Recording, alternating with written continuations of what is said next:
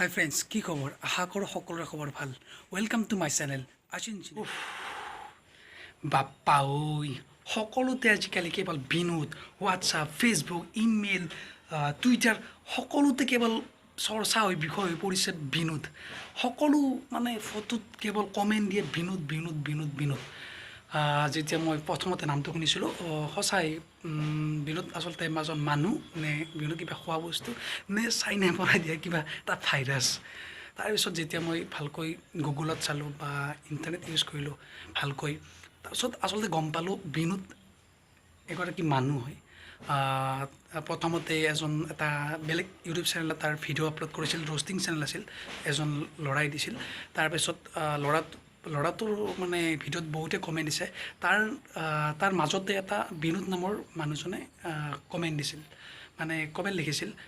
তেওঁ নিজৰ নামটোৱে কমেণ্ট কৰি দিছিল। গতিকে সেনেকৈ কিবা মানে কিবা হাঁহি উঠে কথাবোৰ।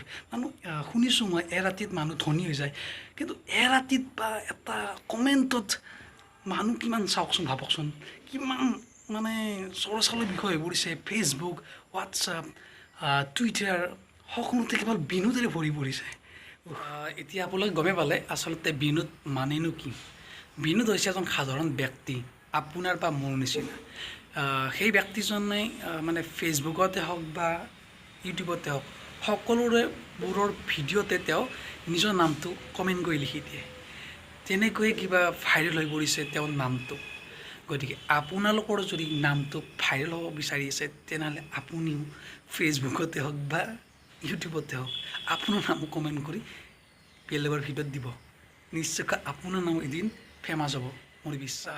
শেষত মোৰ ভিডিঅ'টো চাই যদি আপোনালোকৰ ভাল লাগিছে, লাইক কৰিব, শ্বেয়াৰ কৰিব নিজৰ বন্ধু বান্ধৱীলৈ।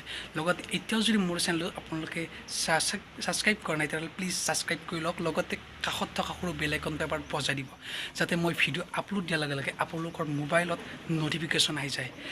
গতিকে মই যিখিনি কথা ক'লোঁ অলপ ভুল হ'ব পাৰে, তাৰ বাবে মোক ক্ষমা কৰি দিব নিজৰ ল'ৰা বা নিজৰ দাদা